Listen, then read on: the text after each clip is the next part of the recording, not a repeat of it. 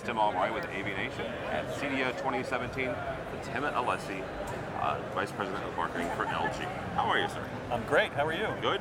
Good. Has it been a good show for you so far? It's been excellent. The traffic has been tremendous, and the booth's been packed the whole time, and everybody's loving what they see. All right. I had the opportunity to come by yesterday. You had a press event. One of the things you guys talked about a lot was this device, this TV behind us. Yes. I have been a long proponent, a long fan of OLED. Okay. You guys have been one of the proponents and one of the guys that were on the forefront of that. What this specifically, the Signature Series, what makes this different than any other OLED? Well, what you see right here is our, as you mentioned, the Signature Series. This is our flagship model. This is called the W7. The W stands for Wallpaper. Okay. And why we call it Wallpaper is because it literally sticks on the wall like a piece of wallpaper. It's only about 4 millimeters in depth as it's mounted here on the wall. The panel itself is actually a little bit thinner. But it mounts on the wall with a series of, there's a very thin metal plate and two mount points and magnets that stick it to the wall. So it's just an incredible representation of what can be done with OLED without needing a backlight. It's a self-emissive technology, so it makes its own light, so you can have an incredible thin form factor. We really took it to the extreme here by taking out all of the processing, power supply, speakers, etc., and moved it into this all-in-one box, as we call it. It doubles as a Dolby Atmos soundbar. So all that's on the wall. There's a very thin ribbon cable that connects this to the bar, and everything else is done out of So in a typical installation, how do you see this? Because of the ribbon cable, you have to keep it in proximity, obviously. Right. You have to keep the soundbar in proximity to the display. How do you see a typical installation working? Well, it's pretty flexible in that there's two different lengths of cable. Okay. There's one attached to the panel. That's it for a very traditional soundbar under the TV like you see here. Okay. But there's also an extension that comes with it that extends the length to about 80 inches. Okay. So you have a little bit of leeway to play with in terms of where you place the bar and versus the panel. Okay. Can you hide the cable in the wall? Or You can hide it in the wall, but we recommend checking the local electrical codes for in-wall conduit recommendations and based on the material of what's the ribbon's made out of. Yes, okay. yes. Because this is not the only OLED you have, though.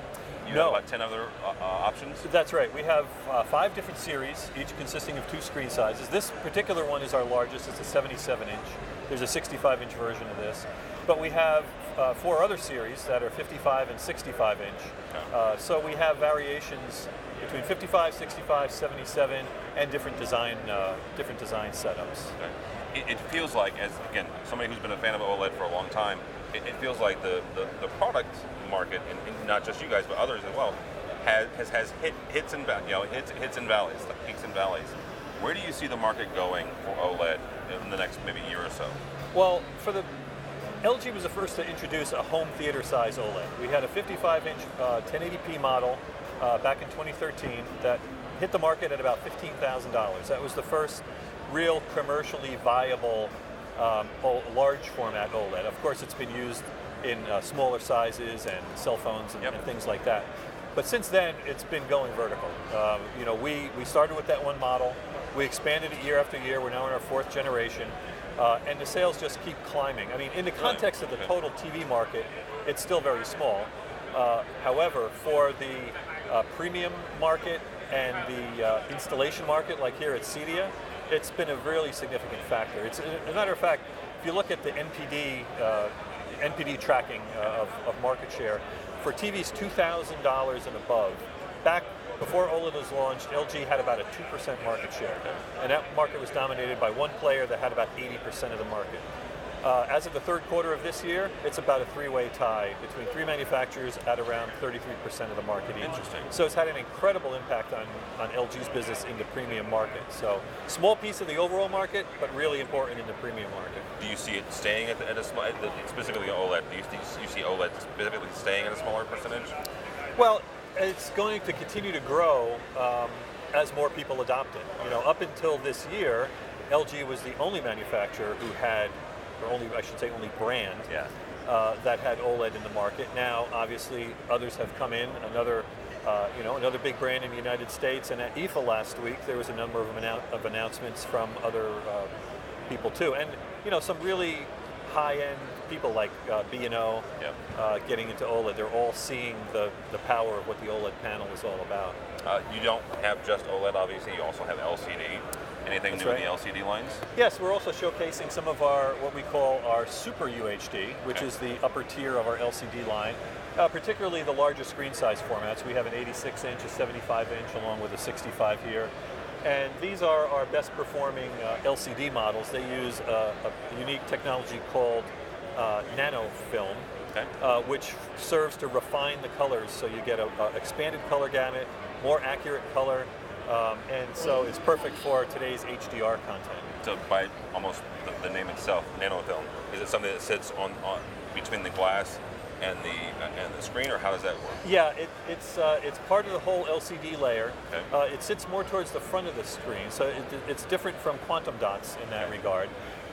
And it's more of a color filtering technology than a color accelerating technology. Oh, really? But the other effect it has is it helps reduce ambient light reflection, so it improves the perceived black levels and contrast as well. Oh, very cool.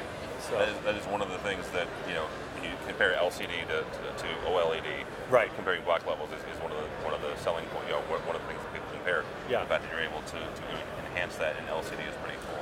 Yes, so we're happy with with that. We're also showcasing our Dolby Atmos standalone soundbar. Okay. That's part of this, which is required for Yes. this. But obviously, this is called the SJ9. That's our top of the line soundbar. It has Dolby Atmos with So up explain front. to somebody, because Atmos almost by definition, right, has traditionally been several installed speakers, some of which are overhead. Right. That creates the atmospheric of Atmos. Correct. How are you able to achieve Atmos in a soundbar? It's a combination of sound processing and reflection. Okay. So there's actually algorithms that we worked with Dolby for the processing of the sound, so it can extract the same type of separate channels for the height channel, and it comes through. There's top firing speakers, so when it's kind of hard to hear in an atmosphere like this where the Yes, we're on a trade show floor, yes. yeah, but in a normal room with an 8 or 10 foot ceiling, you're going to get reflection of that sound off the ceiling. And that's going to come down to you as the Exactly, and it's pretty effective. It's amazing when you hear it. You would swear in some content that there are physical speakers up there. Very good. Well, Tim, if somebody wants to find out more about the OLED, the LCD, or anything else, how do they do that? Very simple. Visit us at lg.com. All the information is there.